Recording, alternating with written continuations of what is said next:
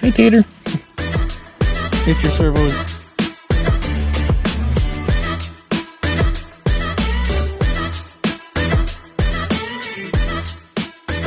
So this is something that the genius Avery has come up with to automatically open those rear windows. Those hard to reach rear windows. So why don't you walk us through a little bit about like what the process was like and what the benefits are? Yeah, it's a, well, first of all, the benefits are you can open your rear windows without having to climb over and reach back.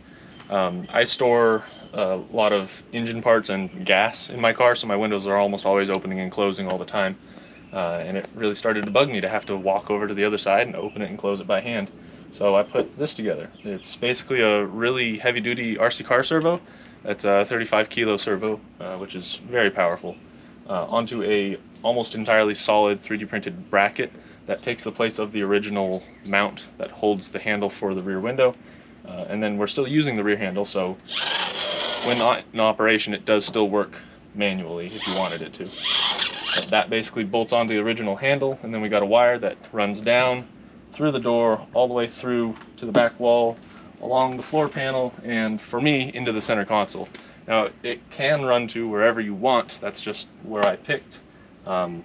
My other thought was right here, behind all of your other switches. Currently, it's just a single push button, so on the dash, I'll get in the back seat. On the dash here, you've got push to close, press and hold to open, and once they're open, you just tap to close. So it's really a one shot. Doesn't have to be a switch, though that could be modified in the future for people who are looking for that. The hard part is getting the wires there, so most of that today is going to be taking the car apart and getting the wires through it, and then the programming of the chip that runs it. I think I've made it pretty simple, but we'll walk through that too once we get there. Awesome. We're going to be adding that to my car here today, which you can see is set up for camper mode, so we had to remove a few items in order to be able to access back behind these panels. So if you are going ahead and doing this, you'll just need to remove your back seats so that you can access back behind there, and that's for running the wire from up here from where the servo is going to go, so that we can get it run down to the front so you can have control of it from the front seat. First step is to get this whole assembly off. You'll slide this plastic panel off just backwards. These are both 8mm, and there's a single clip right here on the back of the window that's really hard to see, but it's an E-clip. So one side will have an open end and one side will be closed. It's kind of shaped like this. So I'll be prying right here and pushing the clip off. This whole handle will come off the window, and you have to be careful not to drop the button on the other side of the window, because that's the only thing holding that in. Usually a small flathead screwdriver will be enough. I just stick it in and kind of give it a torque, give it a twist. There it is. And then 8mm to take those out. And all of this comes off. Now we will be reusing these bolts, but we will not be reusing this clip. And now we have to disassemble this by basically taking a screw or a 2.5mm Allen key cut down and pounding that press fit stub, that axle out. It's just put in there by force. So we're going to sit this on a vise, hit it with a hammer, and get that pin to come out. So excuse the absolute mess here, but we've got the handle sitting on a vise, and you'll need to pound this out. Now I found that using a pick doesn't really work, because as it goes in, it also spreads, and when we get this pin out, you'll see it's actually split down the middle so that it can expand. So if you use something more like a screw, that the edge of the pin can rest on the threads, you'll have better luck.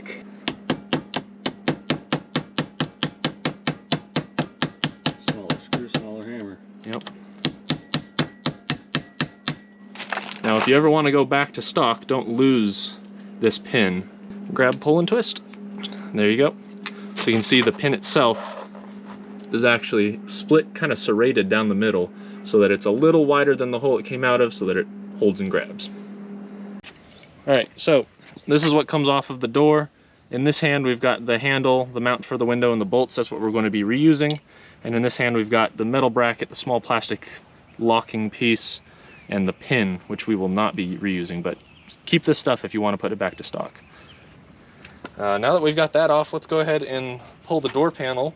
So it will be 2 Phillips head screws right here behind the handle. 1 Phillips head screw down here behind a small cover that I need a pick to get to. There he is. And 1 more behind the speaker grill up here in the corner. So we're going to take those 2 screws out, these 2 screws out, and then the whole door panel just kind of pops off, and we'll set it off to the side so that we can get our wire from down here over and into the boot. So this is really as far as you need to take the door off. If you've got a pre-facelift, you don't even need to take this bolt out for your seat belt.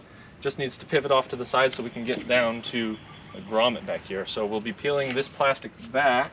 That's basically all you need. So we'll be running the wire from up here down and into the door, and if you stick the camera down in here, you can actually see where the wires go through back there. Yep, so there's a rubber boot, pop it off, you'll see the daylight right there. That's where we need to get our wires through. Watch out for this yellow plug, that's seatbelt SRS, you don't want to unplug that for any reason. But basically we'll be taking our wire down through that boot, along the hinge, back into the wall, and then forward. So now we're kind of at an impasse where you can choose one of 2 ways of doing this. So you can either drop the wire down from the motor into the plastic and keep going, which is easier, but it doesn't look as good. Or you can drill a hole right here under where our bracket will go, pass it in through the metal, down and through, which is harder, but I think it looks better. That's what I did on my car. All right, so you'll get a 3-strand wire. These will run to each servo. You want to make sure that the drill bit you have is going to be larger in diameter. So today I'm using a 3/8 inch drill bit. The smaller you go, the harder it is to fish this wire through. So we're going to go ahead and drill that hole. So I'm going to be drilling this hole just below the bump, and I'm putting it halfway in between because I've already been in this with my car, and I know that the further we get towards the outside of the door panel, the harder it is to get the wire through. So let's send it through right here. Okay, now we take our wire and we're going to fish it in there, and you'll be able to feel it before you see it just up here. It's a hollow cavity all the way down. If you can't get it in a few tries, you might consider stripping this wire back and using probably a foot or so of a single strand of the wire. That will drape down and bend easier, and then you can grab that and pull the rest of it through. So on the other side of the wire, you'll already have the servo mounted into the bracket. The horn does not need to be attached at this point, but we're basically just going to pull our slack through until this can be slapped onto the original mounting location, and then we're going to run these screws in. It's not the end of the world if you start to hear it kind of crack and crinkle, but you definitely stop when you hear it crack and crinkle. Just that little bit of crackling. This is basically just to make it tight enough so that this isn't going to loosen itself and come off. All of the strength on this design is here in this corner. The servo is actually pushing against this rubber down the side of your window mount. So these are not really giving it any strength, it's just holding it in place. So they do not have to be super tight. Please don't over tighten those and crack the bracket. So now we've got to get the wire that came down from our bracket through the door and to the inside of the car. For this, I found it's easiest to pry your original kind of 3-piece hinged plastic, I guess, tray for your wire harness off of the door there and crack this open. So there's little clips down along the bottom, and it hinges open. Once we do that, we'll pass our wire down through this boot along the inside, and then we'll catch it on the inside of the panel. There we go. So once we got this basically splayed all the way off, it does come clean off. We'll just end up putting it back on. Now we'll run the wire through the boot itself, and it's actually significantly easier if you lubricate it first with Windex.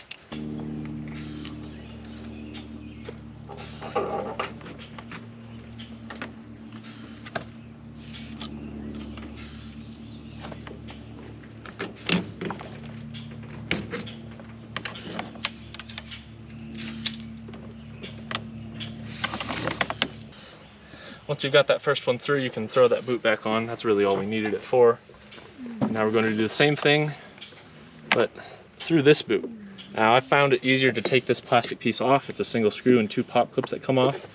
There's a boot inside of there that then goes up, I'll take it off for you, to the inside of the car. There you go.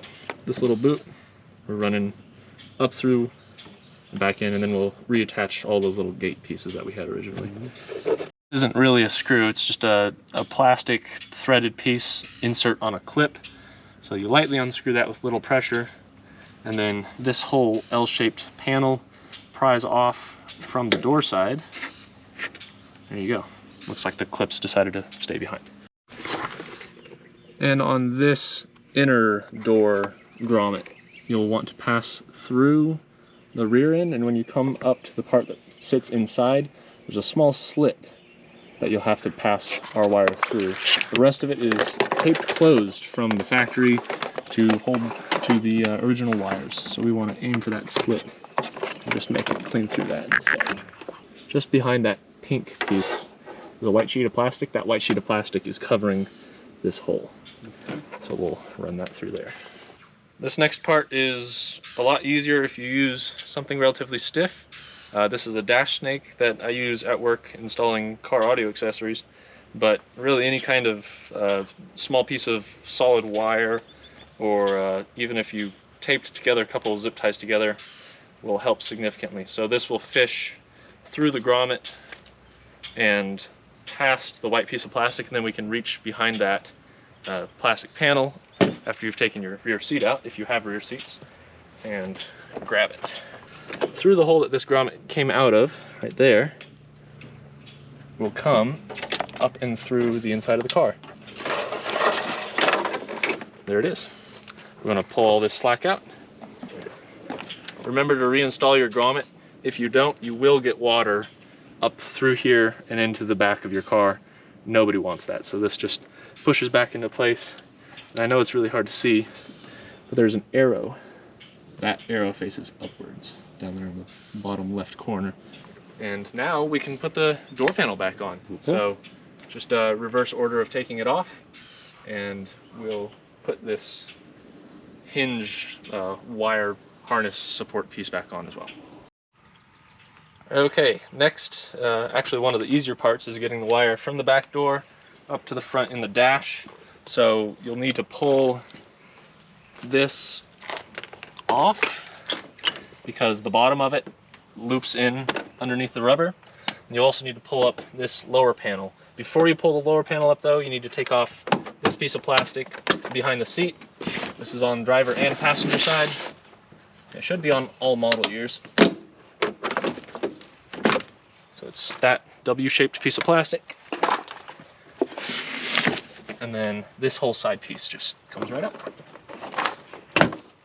Later models with that side piece, it can be more challenging. When you pull it up, very often you also have to push it forward to get it to unmount, because a lot of times it'll get jammed in there. So when you pull up the back, you've got to slide it forward and in to get it loose. So now we just take the wire behind this panel. You don't have to take the panel all the way off. Just tuck it behind these little clips that hook onto the rubber. Down, follow the factory wiring forward. Make sure you don't end up in the way of these holes, because those are where the original plastic will clip back onto. Just run it all the way forward.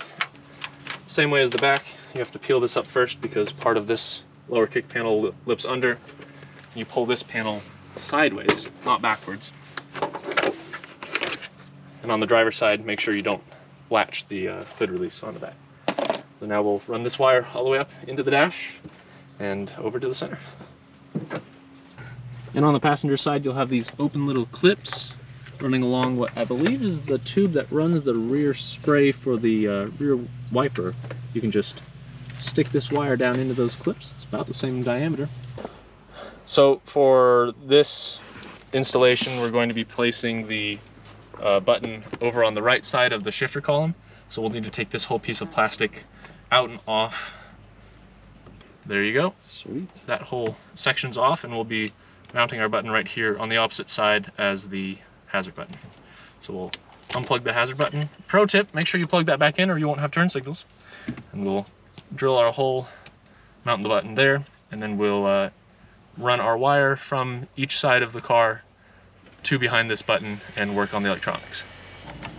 So here we are with both wires from both doors pulled to the center console, and I recommend tapping into the radio to get your power to run this whole thing.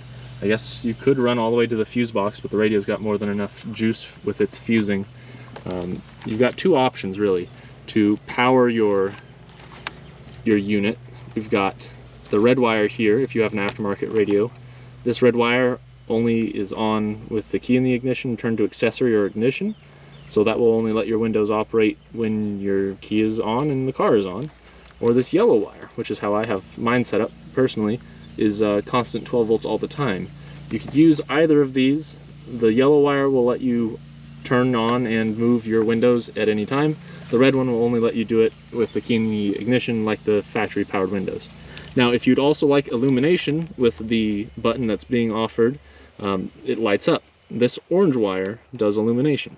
So if you'd like the button to illuminate when you turn your headlights on, there'll be this orange line. So we're using T-taps. These are very simple to use. They clamp down and click. They're kind of one-shot use though, so don't click them just out of fun. But basically on this installation we are going to use illumination. So we take the T-tap, wrap it around the wire, and then with a pair of pliers clamp them down until you hear the click. On this installation we're also using the constant wire so that the windows can open and close at any time. So another one on the constant. And finally we need the ground, which is the black wire here. This ground will operate both the illumination lighting on the button and the electronics themselves. So we're going to use yellow for constant power, black for ground, and red for the illumination. Before we do this though, we're going to fish it through the dash and hook up the electronics on the other end. Since we're using constant power, if we plug this in and then that yellow wire touches anything, you'll blow the radio fuse. So we are going to get this through the dash and hooked up the electronics before we attach any of these. Very simple. The HVAC controls are not deep. You can just fish it behind by hand. It just loops right down behind there, and we can hook up power. All right, this is the trim bezel that goes around the shifter. I've already drilled a hole here for this switch. You'll have to use an appropriately sized hole saw or step bit, but it's very simple. You simply drill the hole, sit the switch inside of it, and the switch or the button will come with a single very large nut that goes around the back. Once it's mounted, and I do recommend this mounting position so you don't have to cut any clips, then we're ready to plug in the electronics. Your electronics bundle will be a little cleaner than this. This socket plugs into the switch. You'll notice there's a small tooth on one end of the switch. Line that up with a little clip. Nice solid clasp. We will not be using the yellow wires, don't worry about it. We will be using the blue wires. So the blue wire that's bare will come from your selected power source, either accessory or constant. The black wire will come from the ground, and this red wire is for the button illumination. Again, if you don't want the illumination, you don't have to hook this one up. I recommend the crimp-on style butt connectors. You could also solder if you had the time.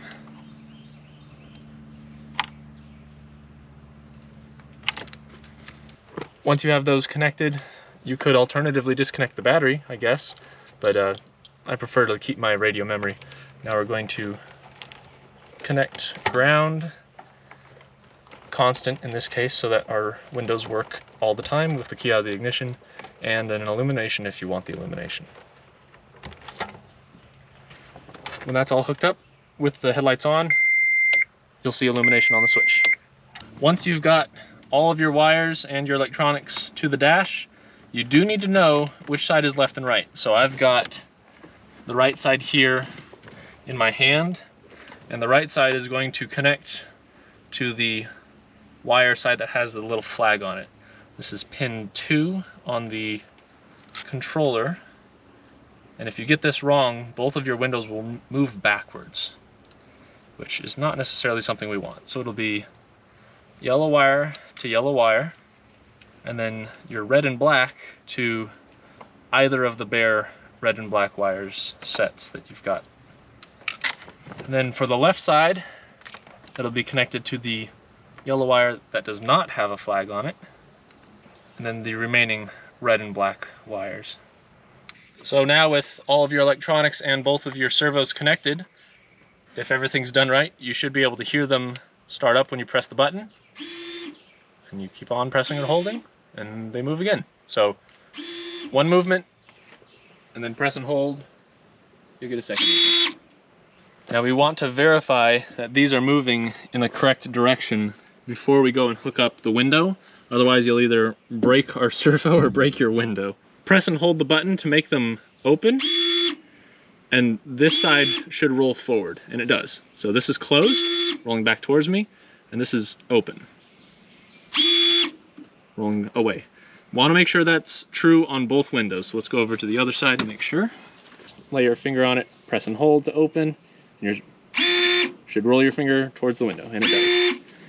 All right, so with that out of the way, press and hold the button to make the window open, and now we can attach the hardware that actually operates the window. So you'll want to make sure your windows are commanded to the open position, so press and hold the button for 4 seconds. You should hear them move twice if they were already there. They'll move once if they weren't. Go ahead and reattach just the handle portion to the window with this E or C clip, depending on who you ask. I find it easy if you pinch the window from both sides. Hold this guy on there nice and tight, and then slide this either down or from the back side of the window until the first couple of teeth catch, and then I push it home with a screwdriver. There you go. So it should look exactly like it did when you originally took it off, except now it can swivel a little bit and there's nothing attached to the other side. Our servo is going to attach right here in this lower hole. So you'll have included is this aluminum servo horn, a 12mm long screw, and the shorter screw that goes into the top of your servo. You will need to mount this servo horn to the window handle and then to the servo. And I recommend a dab of Loc-tite right there, and also one inside the servo itself. So first things first, you take the longer screw and the horn. Holding the horn upright, you got this small bevel on the bottom, and the writing 25T should be on the top. You'll insert your 12mm screw on the inside through the bottom portion, only the bottom portion of this handle. And then you'll take a 2mm Allen key, drop it down the top like so, and screw it into that outermost hole right there. Now we Loc-tite this because we don't want this tightened all the way. We do want it to be able to move. So easy way to do it is to tighten it all the way down until the horn itself starts feeling stiff and no longer swiveling on its own. And then I would back it out probably a quarter turn, so it's loose enough to freely swivel, and that Loc-tite will hold it in place. Now, making sure that your servo is moved to the open position. That's closed, that's open. Line this up in a straight line and drop it directly onto the servo. It probably won't line up perfectly because there's only 25 teeth and there's a few degrees between them. So slightly nudge it over until it drops onto one of those teeth. Don't force it, this stuff is pretty well machined, so it'll just slide right on. Then we put the shorter of the two screws in the top with a Phillips head.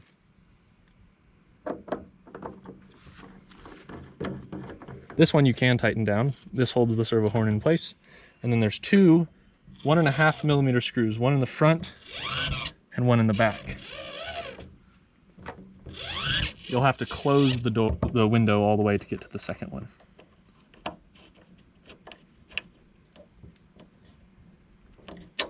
And there you go. That's open. That's closed, and just like the original, when you go to close it, you should feel resistance as this rubber seals. So now if we press our button, there you go. This one will take some adjustment. You can see it's not quite open all the way. I can push it a little further. And when it closes, you can see it strains against the bracket. See it strain and then let go when I release the button.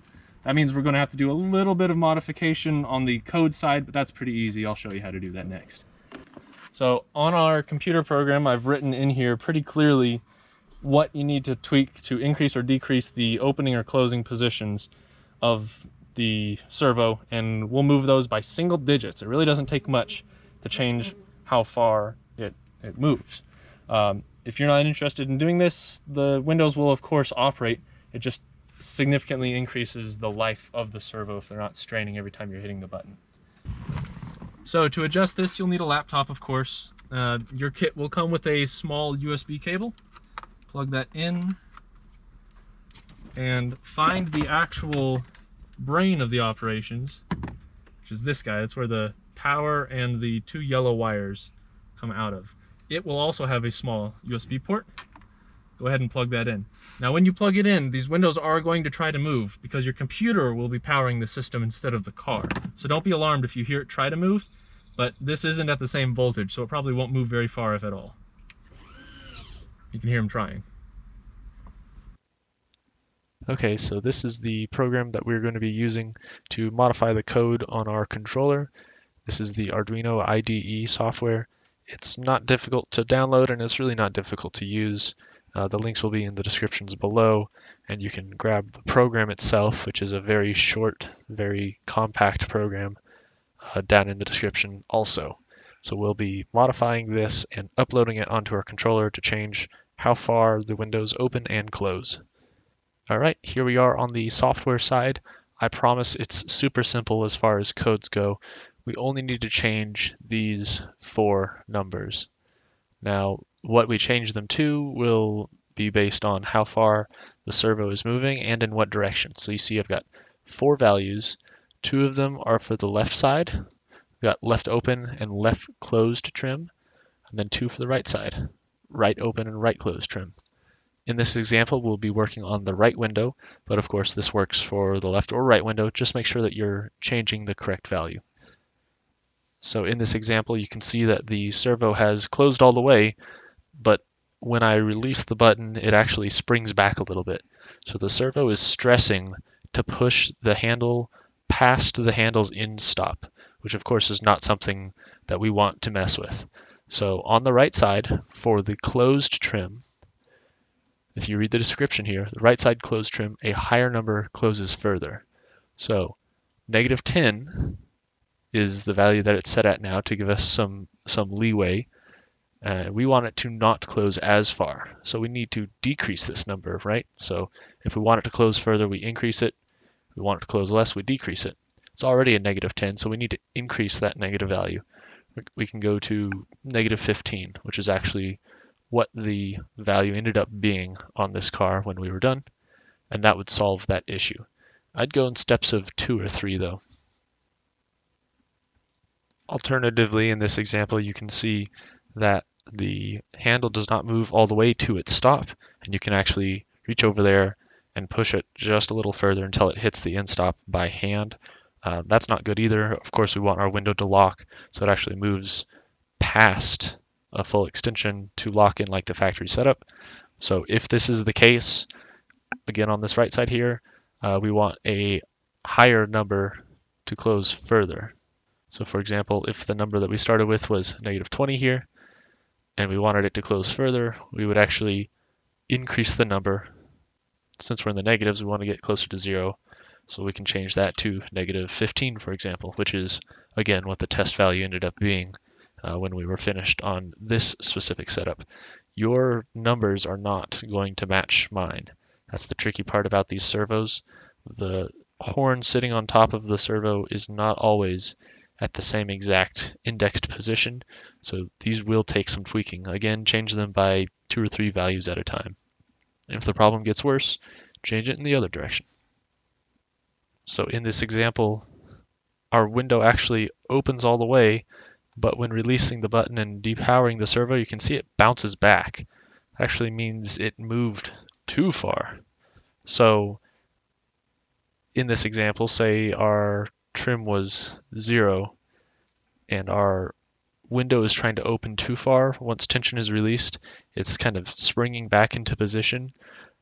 With this description, a lower number opens further. That means we want to increase this number to make it not open as far. So in this example on this car, that value was 5. And alternatively, if your open trim is too high and you're not opening far enough, your window actually won't lock open, and when you're driving down the highway at anything above 50 miles an hour, so the wind pressure will push against the glass and actually cause your glass to close itself. So we don't want it stopping short either. If it does stop short when we want it to open further, again, reading the description here, on the right window, a lower number means it'll open further, so we can decrease that. Again, in this example on this car, that value was 5. When uploading, make sure down here in the bottom right corner, you see Arduino Uno on COM something. It's going to be a number. Your computer will automatically assign that. To upload, you hit this button here, this little arrow. Before you upload, click here, Tools. You want to make sure your board selected is Arduino Uno, and port actually shows up. So in this example, the Arduino that I just plugged in is going to be on COM5.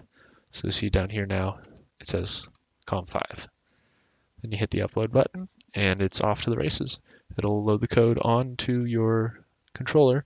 And once it has, you can unplug the controller and press the button in your car to try to move the windows again. If the values that you changed didn't actually net the change you wanted, if they need to go a little further or they went too far, you can just come right back in here, edit these values again, re-upload, and go step by step until you get both windows dialed in. Hey, Tater. If your servo isn't moving far enough in one direction and the trims in the program do not have the authority to correct it, you may need to reclock your servo. So I've got this here in a neutral position with no pressure on it in either direction. We're going to lift it up, and we want the window to actually open further. So I'm going to open the window 1/2 set further without actually moving the servo. So you just lift it up and drop this horn back down onto the servo at a different angle. That will let it open a little further. Have you guys ever heard of continuity errors? So there you have it. Rear power windows for the discerning Honda Element owner. If this is something you like, you can find it at ElementDIY. That's listed down below in the comments. And if you have any technical problems that you need sorted out, you can get support down in the comments below as well through email. This mod is pretty simple as far as hardware goes, but getting the wires where they need to go is what really makes it complicated. We do recommend that you get this installed by a competent shop. Any kind of aftermarket accessory or audio shop should be able to do the job. Otherwise, it's quite the daunting task for most DIYers, but hopefully this video helps if you're interested in giving it a shot yourself. And if you're just looking to see what it's like, this is what it's like. It's pretty invasive, but in the end you do get a operational rear-powered window, which as far as I know is the first of its kind for the Honda Element. So I hope you enjoyed it. Thanks a lot, the likes and subscribes, and we will see you in the next one.